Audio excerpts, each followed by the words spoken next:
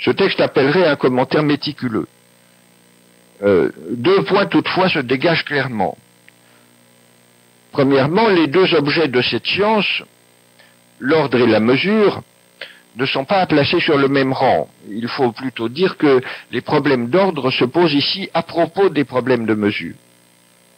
Et cela apparaît dans la formule de Descartes, toutes les choses dans lesquelles c'est un certain ordre ou mesure qu'on examine se rapportent à la mathésis universalis, peu importe que cette mesure soit à chercher dans des nombres, des figures, des astres, des sons ou dans d'autres objets.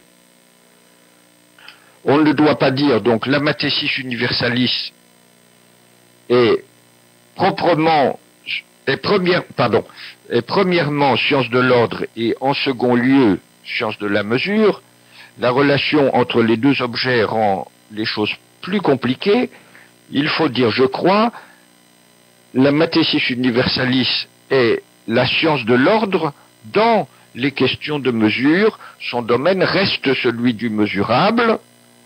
Il n'y a pas d'indice chez Descartes que la mathésis universalis doive s'étendre au-delà du mesurable, par exemple aux questions métaphysiques, mais sa principale affaire, c'est l'ordre. Deuxièmement, par rapport aux disciplines mathématiques plus particulières, la mathésis universalis peut être dite méthodologiquement transparente. Cultiver cette mathésis, c'est apprendre à résoudre les questions mathématiques en général, et c'est pouvoir montrer comment on les résout. Ce que les anciens géomètres n'ont pas assez fait. Ils se sont précipités vers des questions difficiles et n'ont pas assez montré, dit Descartes, comment ils procédaient. Alors plus concrètement, que peut être la mathésis universalis?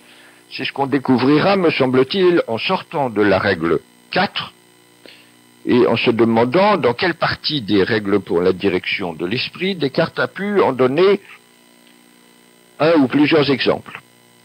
Et on sera conduit ici à la fin de la règle 6.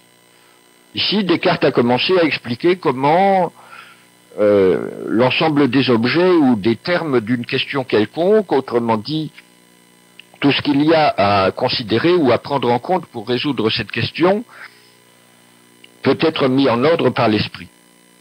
On disposera ces objets, dit-il, sous forme de séries selon la manière dont la connaissance des uns précède ou suit la connaissance des autres, et donc selon le nombre de relations respectus qu'ils enveloppent.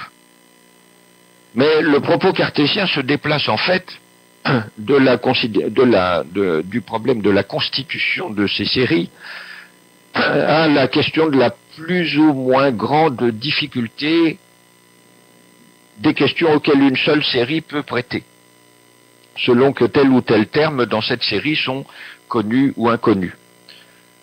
Alors, par exemple, avec des grandeurs en proportion continue, si, une fois donné les nombres 3 et 6, vous en cherchez un troisième qui soit dans le même rapport au second, 6, que le second 6 au premier 3, il vous sera facile de trouver le nombre 12, qui est le double de 6, comme 6 est le double de 3.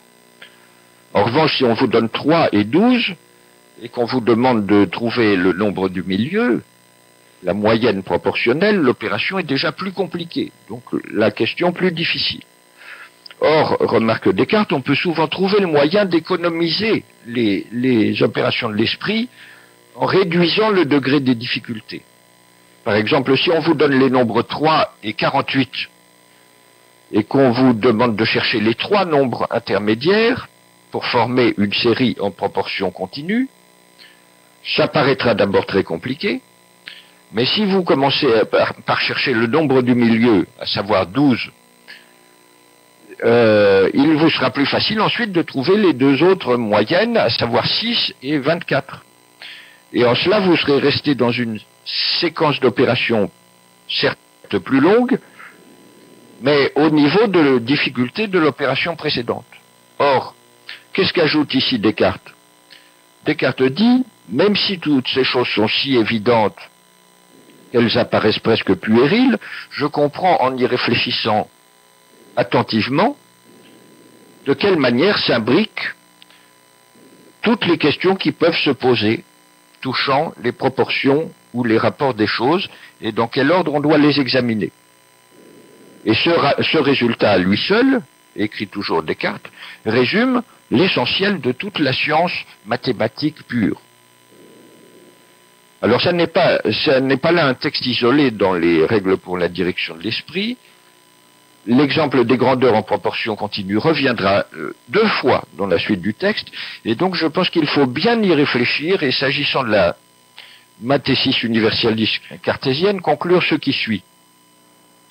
Comme toute mathématique générale depuis Euclide, car le thème est traditionnel, la mathésis universalis a d'abord affaire à des questions de proportion, ou rapport et proportion, dit Descartes, c'est aussi le terme ou l'expression que retiendra le discours de la méthode pour désigner les objets de l'exercice de la méthode dans les questions mathématiques. Toutefois, cette science, la mathésis universalis cartésienne, a une orientation caractéristique qu'on peut appeler réflexive. Ce n'est pas simplement une science des proportions, ou une théorie des proportions. C'est précisément une science des questions que l'on peut se poser touchant les proportions, ou une science des opérations relatives à ces questions de proportions. Et comme l'indique ce passage de la règle 6, dont c'est en fait tout le sens, il y a des proportions non seulement entre les grandeurs, mais entre les difficultés elles-mêmes.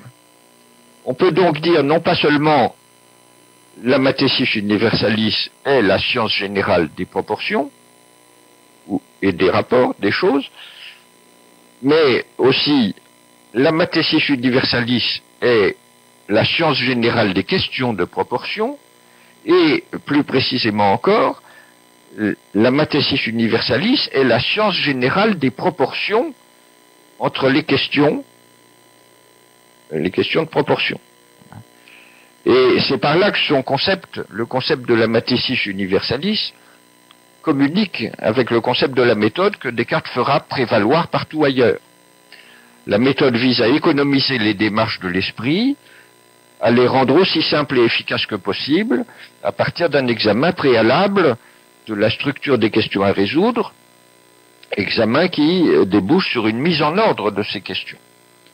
Que dois-je faire? Que dois-je examiner? Que dois-je trouver avant d'examiner, de trouver telle chose déterminée? C'est la question typique de la méthode cartésienne. Celle qui s'appliquera, par exemple, à la très difficile question de la nature de l'arc-en-ciel que Descartes choisit dans le traité des météores pour donner un échantillon de sa méthode. Je conclus sur ce point. La mathésis universalis cartésienne, pour autant qu'elle se découvre à notre regard, n'est pas à titre essentiel une science d'objet, c'est une science relative à l'esprit lui-même, dans le contrôle qu'il a de soi. Et à partir de là, nous pouvons, et je m'achemine vers ma conclusion, en revenir à des considérations plus générales. J'en distinguerai 3. Premièrement, l'impérialisme de la mathésis universalis cartésienne est une pure fiction historiographique. L'idée de mathésis universalis a été formée avant Descartes, et là encore, une longue histoire après lui dont M. Stenger va nous parler, mais cette mathésis dans sa version cartésienne ne s'applique pas directement à la nature. Quant à ses objets occasionnels, elle ne déborde pas le domaine du mesurable, mais quant à ses objets essentiels, elle constitue quelque chose comme la transposition sur un plan purement intellectuel de l'idéal stoïcien d'un contrôle de soi de l'esprit. Deuxièmement, d'une manière générale, Descartes a voulu livrer une philosophie qui soit utile à tous les hommes, et notamment qui mettent la nature autant que possible à leur disposition. Mais d'abord, il y a une clause de possibilité, et on n'ira pas plus loin que le possible. Et ensuite, il n'y a pas d'évidence que les ambitions techniques de la philosophie cartésienne ait été dans le fait poussé très loin. La domestication des forces de la nature n'est pas, pour Descartes, à l'ordre du jour, du moins en tant qu'elle s'étendrait bien au-delà de ce qui a été entrepris avant lui. Descartes, à quelques exceptions près, n'est pas un inventeur de machines autre que théorique, et le projet cartésien, par exemple, de construire une médecine réellement utile, capable de prolonger la vie humaine, se réduit finalement à la recommandation d'une certaine espèce de régime ou d'attention à soi, associée à une connaissance un peu perfectionnée du fonctionnement du corps humain. Cela est significatif, me semble-t-il. Troisièmement, loin d'avoir un caractère impérialiste et de porter les ambitions de l'homme au-delà du raisonnable, la mathésis universalis ou la méthode cartésienne est ce qui donne à l'esprit l'habitude de se mesurer lui-même en permanence, de reconnaître ses succès quand une question est résolue, mais aussi de proportionner les tâches qu'il se propose à ses capacités réelles et actuelles. Et à cet égard, il existe un fort parallélisme entre le plan intellectuel, scientifique et technique et le plan moral.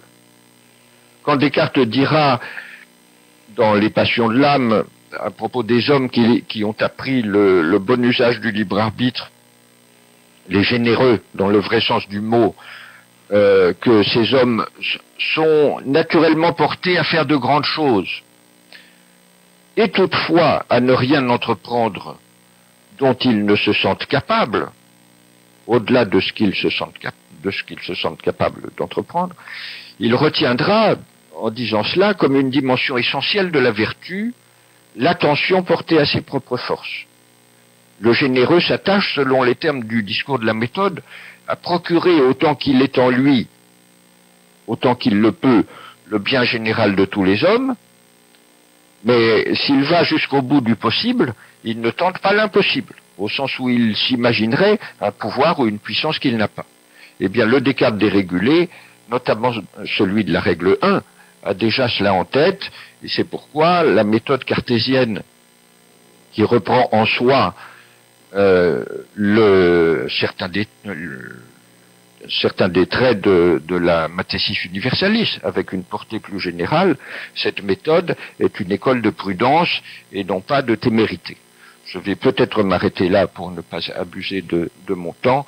Je pense que simplement, pour autant que la méthode cartésienne nous enseigne la précaution, on peut souhaiter, on peut rêver d'une société, d'une communication, d'une politique qui serait plus conforme aux règles cartésiennes, sans se dissimuler qu'il faudrait, comme dit Descartes lui-même quelque part, de grands changements dans l'ordre des choses pour que de telles inflexions soient réellement à l'ordre du jour. Mais à cet égard, la communication académique telle que nous la pratiquons aujourd'hui ne peut pas être une chose indifférente.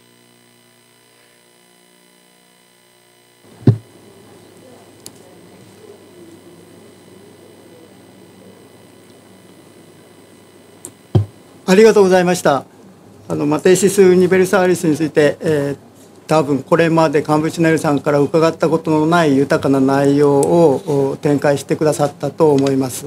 それからそのマテシス・ユニベルサーリスの人間についてどういうふうに適応していくのかということの大きな示唆も与えてくださったと思います。